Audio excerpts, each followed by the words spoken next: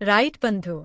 ईश्वर द्वारा बनाई गई सृष्टि में अनेक जीव जंतुओं ने इस संसार में जन्म लिया, जिसमें पशु पक्षियों को मानव की तुलना में कुछ विशिष्ट प्राकृतिक गुण प्राप्त हुए हैं। पक्षियों को मुक्त आकाश में विचरण करते हुए मनुष्य यही सोचा करता होगा कि काश वह भी उनकी तरह उड़ पाता। आकाश से ऊंची उड़ान भरने की इसी आकांक्षा ने विल्बर राइट एवं ओरविल राइट नामक राइट बंधुओं, राइट ब्रदर्स, को हवाई जहाज की खोज की प्रेरणा दी होगी और उन्होंने इसी से प्रेरित होकर आकाश में उड़ने वाले हवाई जहाज का आविष्कार कर डाला। अमेरिका निवासी विल्बर राइट और ओरविल राइट दोनों ही सगे भाई थे। विल्बर का जन्म 16 अप्रैल 1867 को इंडियाना में, जबकि ओरविल राइट का जन्म डेटन ओहियो में 19 अगस्त 1871 में हुआ था। उनके पिता मिल्टन राइट चर्च में काम करते थे, जो 1878 में पादरी भी बने। उनकी मां भी चर्च संबंधी कामों में पिता का हाथ बटाया करती थी। बचपन से राइट बंधुओं की रुचि कुछ ऐसे मशीन संबंधी कामों में लगी रहती थी जो ऊंचाई तक जा सके। एक बार उपहार में उन्हें खिलौने के रूप में हेलीकॉप्टर मिला था। बस फिर क्या था, दोनों भाइयों, राइट ब्रदर्स, ने इस तरह हेलीकॉप्टर बना डाले जो कार्क, बांस और कागज के द्वारा बने थे। दोनों भाई स्वभाव से एक दूसरे के विपरीत थे। विल्बर एकांत प्रिय मितभाषी थे तो ओरविल बातूनी सामाजिक थे। ओरविल को पैसा कमाने का काफी शौक था। उन्होंने तो गर्मी की छुट्टियों में छापेखाने में काम करते हुए न केवल हाई स्कूल परीक्षा पूरी की बल्कि टाइपसेटर बनने के साथ साथ समाचार पत्र का भी प्रकाशन किया। विल्बर मां की बीमारी की वजह से हाई स्कूल की पढ़ाई पूरी नहीं कर पाए थे। उनके पिता उन्हें चर्च संबंधी कामों में लगाना चाहते थे, जबकि दोनों भाइयों की रुचि उसमें नहीं थी। चर्च जाना छोड़कर दोनों साथ रहते, साथ खेलते और एक जैसा सोचते तथा कार्य में लगे रहते थे। मां की मृत्यु के बाद दोनों ने छापाखाना खोलकर साहित्य संबंधी प्रकाशन आरंभ कर दिया। साथ ही साइकिल बेचने, किराए देने, मरम्मत करने की दुकानें खोल रखी थी। उन्हें न तो किसी प्रकार का व्यसन था और न ही लड़कियों के साथ घूमने का शौक था। इसी बीच उन्हें ज्ञात हुआ कि 9 अगस्त 1896 को जर्मनी के ओटो लिलिंथाल नामक यांत्रिक इंजीनियर द्वारा बनाए गए हैंग ग्लाइडर के माध्यम से आकाशीय उड़ान में उनकी मृत्यु हो गई। बस फिर क्या था, राइट बंधुओं, राइट ब्रदर्स, ने एक ऐसा हवाई जहाज बनाने का प्रयास शुरू कर दिया जो कि हवा से भारी हो, उसमें इंजन प्रोपेलर लगे हो, वह आदमी सहित आकाश में उड़ सके। उन्होंने पहले ग्लाइडर बनाया और उसका परीक्षण करने के लिए पहाड़ी स्थान पर चल दिए, जो 12 सैकड़ों तक हवा में रहने के बाद पृथ्वी पर आ गिरा।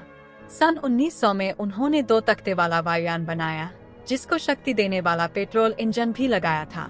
एक भाई निचले हिस्से में बैठकर नियंत्रण का प्रयास करता था। उड़ान भरते समय उन्हें पता लगा कि पंखों का आकार ठीक नहीं। उन्हें विंड टनल का सिद्धांत भी समझ में आ गया था। अनेक असफलताओं के बाद राइट ब्रदर्स ने फ्लायर जहाज बनाया, जिसके पंखों का आकार 400 वर्ग फीट था और उसके संतुलन के लिए मशीन बना रखी थी।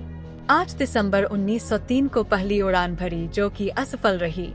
फिर इसमें आवश्यक संशोधन कर जब इसे उड़ाया तो यह अपनी ताकत से 10 फीट ऊपर उठा और 12 सेकंड बाद नीचे आ गया। जहाज से उड़ने और उतरने के बीच 100 फीट की कुल उड़ान नापी गई। इस ऐतिहासिक उड़ान को देखने के लिए बुलाने पर भी सिर्फ 5 वयस्क, 2 बच्चे और 1 कुत्ता था। पत्रकार आ रहे थे कि रास्ता भटक गए। इसके बाद फ्लायर जहाज ने 4 बार सफल उड़ान भरी, लेकिन हवा के झोंके ने आकर ऐसा उल्टा कि किसी काम का नहीं रहा। 1904 में एक ऐसा हवाई जहाज बनाया जो न केवल मुड़ सकता था, बल्कि वह 3 मील यात्रा भी तय कर चुका था। इसके बाद वह 85 किलोमीटर दूरी तक भी चला था। 1908 में परीक्षण के दौरान दुर्घटना का सामना करते हुए उन्होंने परीक्षण जारी रखा। 1909 तक हवाई जहाज की फैक्ट्रियां अमेरिका में स्थापित कर ली। उनके इस नवनिर्मित वायुयान इंग्लिश चैनल, अटलांटिक महासागर, प्रशांत महासागर के साथ साथ लगभग 23,000 किमी की यात्रा तय की। बायर्ड ने तो उत्तरी और दक्षिण ध्रुव की यात्राएं वायुयान द्वारा ही तय करके क्षमता का परिचय दे दिया। वायुयान की खोज के बाद एक नए युग की शुरुआत हो चुकी थी। विश्व में एक क्रांति आ चुकी थी। राइट बंधु घर गृहस्थी में सुखपूर्वक जीवन व्यतीत कर रहे थे कि छोटा भाई विल्बर टाइफाइड का शिकार हो गया। 29 मई 1912 को उसका असमय प्राणांत हो गया। भूले पिता मिल्टन राइट ने विल्बर की अंतिम क्रिया करते हुए उसकी विलक्षण प्रतिभा, परिश्रमशीलता पर गर्व करते हुए बड़ा दुख जताया। इसे बीच और विले अकेले रहकर अपनी प्रयोगशाला में हवाई जहाज में लगातार सुधार कार्य करते रहे। विल्बर के देहांत के बाद वो भी भीतर से टूट चुके थे। ओरवेल जहां हवाई जहाज के आविष्कार से जितने प्रसन्न थे उतने ही वह दुखी हो गए जब प्रथम विश्व युद्ध में हवाई जहाजों ने विनाशकारी बम ले जाकर मानव के विरुद्ध ही उसका इस्तेमाल होने लगा था। अंतिम समय तक कार्य करते हुए ओरवेल को प्रयोगशाला में दिल का ऐसा दौरा पड़ा कि 30 जनवरी 1948 को उनके प्राण पखेरु उड़ गए। उनकी शव यात्रा पूरे सैनिक सम्मान के साथ 4 जेट विमानों की गड़गड़ाहट के साथ निकाली गई।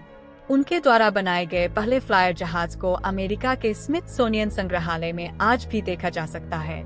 राइट बंधुओं, राइट ब्रदर्स द्वारा वायुयान के अभूतपूर्व आविष्कार ने आज जहां दुनिया की मीलों दूरी जो चंद मिनटों और सेकंडों में तय कर दिया है, वही सुख सुविधा प्रदान करने वाले अत्याधुनिक वायुयानों ने मानव के आकाश में उड़ने की लालसा को भी पूरा कर दिखाया है। लेकिन सर्वाधिक दुखद पहलू यह है कि मानव ने अत्यंत तेज गति वाले युद्धक विमानों को बनाकर अपने ही अस्तित्व के लिए खतरा उत्पन्न कर दिया है। जो भी हो, इन अमेरिकी भाइयों, राइट ब्रदर्स की कल्पनाशीलता एवं परिश्रम ने दुनिया को महान देन दी है।